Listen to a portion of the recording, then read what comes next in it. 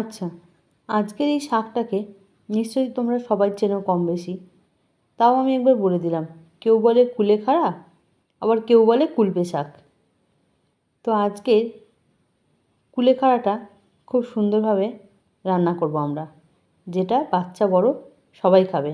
আর কুলেখাড়ার গুণাগুণ সম্পর্কে তো আপনারা সবাই জানেন, এটা নিয়ে কিছু বলার নেই। তো প্রথমে শাকগুলোকে ভালো করে বেছে কেটে ধুয়ে টুয়ে রেডি করে রেখেছি ওদিকে। আর একদিকে বেশ কিছুটা চিংড়ি মাছ নিয়েছি, কড়ার মধ্যে তেল দিয়ে ভেজে নিচ্ছি। ভাজা হয়ে গেছে, এগুলোকে তুলে নেব। দেখবেন অনেক সময় সেদ্ধ করে দিলে না বাচ্চারা খুব এটা খেতে পছন্দ করেন না। তো সেই জন্য ভাবলাম যে আজকে একটু অন্যরকমভাবে বানাই শাকটাকে, ঘরোয়া জিনিস দিই।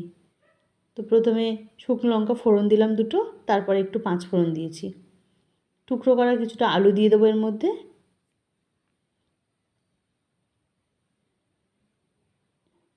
একটু নেড়েচেড়ে নিলাম। আর এগুলোকে নিশ্চয়ই আপনারা সবাই চেনেন, কাঁঠালের দানা দিয়ে দিলাম এর মধ্যে, দিয়ে একটু নাড়াচাড়া করে নেব। লবণ দিয়ে দিলাম,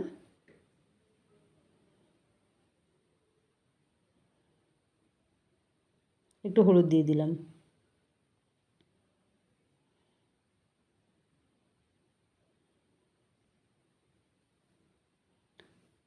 কিছুটা বেগুন রেখেছিলাম টুকরো করে কেটে, সেটাও দিয়ে দিলাম।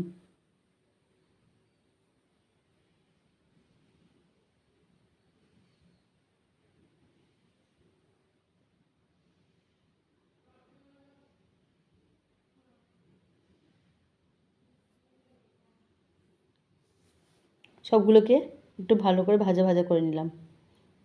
এবার শাকগুলো দিয়ে দিলাম।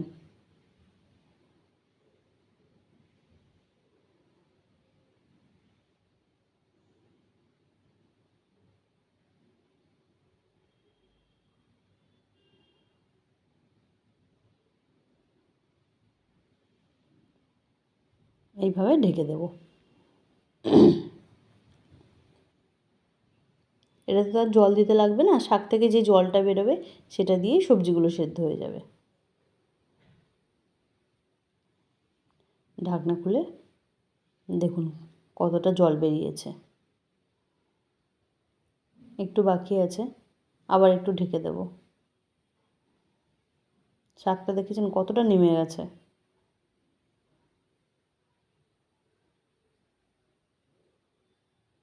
আর একবার একটুখানি ঢেকে দিলাম।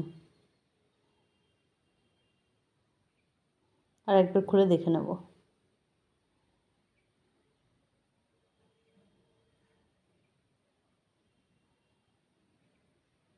আচ্ছা, তার আগে অবশ্যই আপনারা কিন্তু কমেন্ট করে জানাবেন যে আমার রান্নাগুলো আপনাদের ভালো লাগছে কি না, আরও কী ধরনের রান্না আপনারা দেখতে চান। আর কে কোথা থেকে আমার ভিডিওটা দেখছেন অবশ্যই কমেন্ট করে জানান, যাতে আমি আপনাদেরকে ধন্যবাদ জানাতে পারি। একটু জিরে গুঁড়ো দিয়ে দিলাম।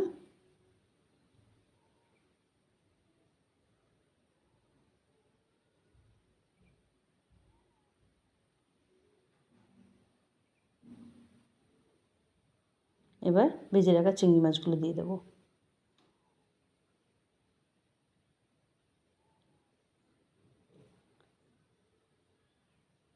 যদি আমার রান্নাগুলো আপনাদের পছন্দ হয় তো প্লিজ আমার চ্যানেলটিকে সাবস্ক্রাইব করে দেবেন আর একটা লাইক করে দেবেন। অলমোস্ট হয়ে গেছে, একটু চিনি দিয়ে দিলাম।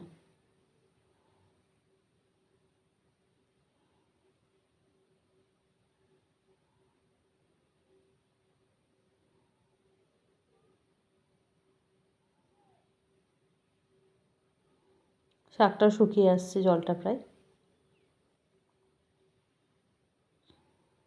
হয়ে গেছে। শাক গ্যাসটা বন্ধ করে দিয়েছি। দেখুন নামিয়ে নিলাম। অবশ্যই এইভাবে বানিয়ে খাবেন, খেয়ে আমাকে কমেন্ট করে কিন্তু জানাবেন যে কেমন লাগলো আপনাদের রান্নাটা।